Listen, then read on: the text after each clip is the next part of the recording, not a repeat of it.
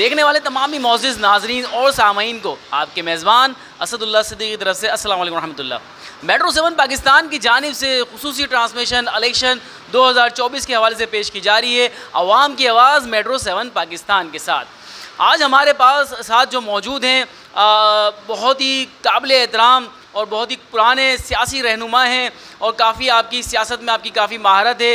आप इससे पहले भी कई बार इलेक्शन में नॉमिनेट हो चुके हैं, खड़े हो चुके हैं। इस दफ़ा आप पाकिस्तान मुस्लिम अलाइंस के तरफ से खड़े हो रहे हैं और आपका जो इंतखाबी निशान मछली है और मछली देखें आप माशाल्लाह से एक वक्त में 2 सीटों से खड़े हो रहे हैं, एक NA 232 और PS 87 से खड़े हो रहे हैं। अब देखते हैं कि आप दोनों जगहों से किस जगह से मछली पकड़ते हैं, आपको कौन सी मछली असम्बली की सीट पे ले आके बिठाती है और आप वहाँ से बैठ के कितने जो ना ये मसाइल हल करते हैं शहर कराची के और आपकी जो जगह हैं उसके हवाले से। आइए बात करते हैं, मेरे साथ कोई और नहीं, जी हाँ आप उनको भरपूर जानते हैं, माशाल्लाह आपकी खिदमत बहुत हैं, आप काफ़ी सीनियर सियासतदानों में आपकी नाम शामिल होता है। जी हाँ, मोहम्मद आरिफ खान। जैसा कि आपने अभी खुद ही अपने प्रोग्राम में बताया है कि मैं 2 जगह से खड़ा हो रहा हूँ, बिल्कुल सही बात है। मैं PS 87 से खड़ा हो रहा हूँ, इलेक्शन के लिए खड़ा हुआ हूँ, और दूसरा मैंने NA 232 से खड़ा हुआ हूँ 232 पे।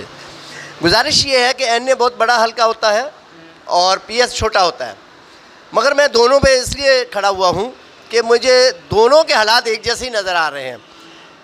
तो मैं ये चाह रहा हूँ कि इस पे किसी भी सीट पे अगर कामयाबी होती है तो मेरे लिए बेहतर होगा। मैंने एक चांस लिया है NA के लिए। वैसे मेरी जो ज़्यादा दिलचस्पी है वो PS 87 पर है। सर ऐसी क्या वजह है आरिफ खान साहब कि इस जगह पे और बहुत सी जमातें बहुत स्ट्रॉन्ग अपने कैंडिडेट्स लेकर आई हैं और बड़ी ही वो जिसे कहते हैं कि वहाँ पे उनकी ग्रिप बहुत मजबूत है इन एरियाज़ में, लेकिन आप पाकिस्तान मुस्लिम अलाइंस के थ्रू खड़े हुए हैं और एक इंतखाबी निशान आपका मछली है और वैसे भी आप ख़ुद भी मेहनत कश आदमी हैं, तो क्या समझते हैं कि इतना आसान है कि आप कॉर्नर मीटिंग्स वगैरह कर रहे हैं, आपको रिस्पॉन्स आ रहा है, आप यहाँ से विन कर जाएंगे?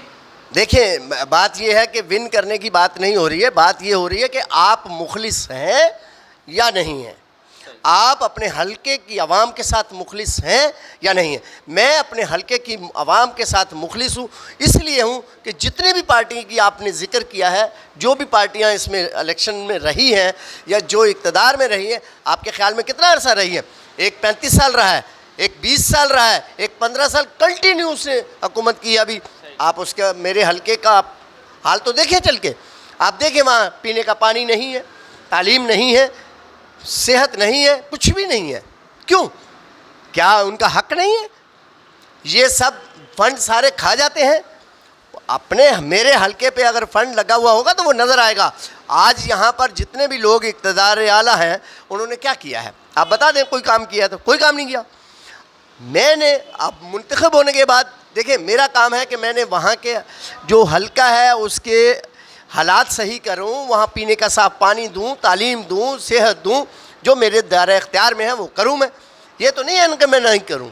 सर ये काम तो दावे तो दूसरी जो ना लोग भी कर चुके हैं और देखा जाए कि इससे पहले जो 15 साल हुकूमत की, जिन्होंने इससे पहले 30 साल हुकूमत करी, 35 साल हुकूमत करी, 40 साल भी, उन्होंने भी ये दावे किए कि हम ये पानी का निज़ाम बेहतर कर देंगे, लाइट का निज़ाम बेहतर कर देंगे।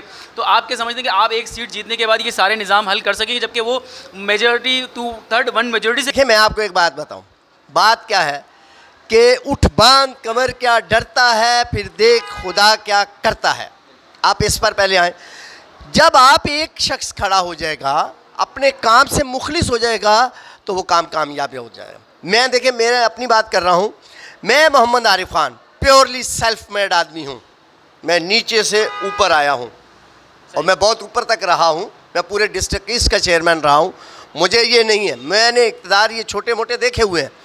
मैंने जो भी काम किया, कोई शख्स कह दे मुझे कि आरिफ खान ने कोई काम गलत किया तो मैं उसका, मेरा गिरेबान है, उसका हाथ होगा।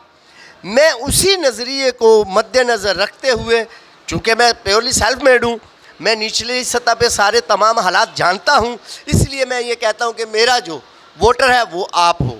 मुझे जो वोट देना है वो आपने देना है। जो मछली के निशान पे वोट आपने मोहर लगानी है। आप मेरे पोलिंग एजेंट हो, आप मेरी वोटर लिस्ट हो। आप ये मुझे कहो कि हम नहीं आए थे और गाड़ी नहीं थी। गाड़ी लोगों की इस्तेमाल करें, लोगों का खाएं, लोगों से पैसे लें, लोगों की बसें इस्तेमाल करें, मगर वोट आरिफ खान को दें। क्यों? कि वो आपके ख़ानदान से है, आपके लोगों में से है, आपके अंदर जो मिडिल क्लास से लोअर क्लास है उसमें से है। तो जब आपका लोअर क्लास ऊपर आएगा ऑटोमेटिकली आपको लेवल प्लेइंग फील्ड मिलेगी, अभी ऐसे नहीं मिलेगी। ऐसे तो नहीं व्यूअर्स मिलेगी। हमारे साथ मौजूद हैं PS 87 के उम्मीदवार और प्लस NA की तरफ से भी लड़ रहे हैं, 232 की सीट से भी आप लड़ रहे हैं इंतखाबी निशान मछली के साथ, और पाकिस्तान मुस्लिम अलायंस के आप इत्तेहाद उनके साथ मिलकर लड़ रहे हैं, इस कैंडिडेट पर लड़ रहे हैं। हमारा इनसे गुफ्तगू सिलसिला चलता रहेगा। मिलते हैं मुख्तसर से वक्फे के बाद। उम्दा में पकाएं और जी भर के खाएं। तो व्यूअर्स खुशामदीद कहता हूँ। प्रोग्राम आवाम की आवाज़ मेट्रो 7 पाकिस्तान के साथ हाजिर खिदमत हूँ। हमारे साथ मौजूद हैं आरिफ खान साहब, जो कि बात कर रहे थे कि कह रहे थे कि मैं मिडिल तबके से उठा हूँ, ऊपर आया हूँ सिर्फ़ और सिर्फ आवाम की खिदमत के लिए। इसी तरह के दावे माजी में भी कई रहनुमा और कई सियासतदान कर चुके हैं, और उनका कहना था कि आप हमें सिर्फ वोट दीजिए, हम आएंगे, आपकी खिदमत साल करेंगे, आपके घर के चक्कर काटेंगे। लेकिन चलें, उनको तो लोग कहीं ना कहीं ढूंढ लेते हैं, लेकिन आपको तो इंतखाबी निशान ही मछली है। मछली तो वैसे भी पानी के समंदर की डेप्थ में चली जाती है। ऐसा ना हो कि आप भी जीतने के बाद समंदर की डेप्थ में गुम हो जाएं, फिर लोग ढूंढते रह जाएं। ऐसी बात नहीं है। मछली पकड़ के आपने देखा, आवाम मछली पकड़ के तल भी देती है। ठीक है, ऐसा नहीं है। ये ज़रा सी राय गलत है। बात यह है कि हमने एक मिसाल मशहूर है, असल से ख़ता नहीं, बदनस्ल से वफा नहीं। हमने असल बन के दिखाना है। हमने अपनी पाकिस्तान की आवाम को हमने बताना कि भाई हम तुम में से हैं, तुम हम में से हो। ऐद वफ़ा करना है, और ऐद वफ़ा से हमने मिल करके इस मुल्क और इस मुल्क की आवाम को तरक्की देनी है। हमने अपने हलके को 4 चांद लगाने हैं। उसके लिए हमने एक स्ट्रेटजी बनाई हुई है कि हमने इसको किस तरह से कामयाब करना है और किस तरह से लेके चलना है।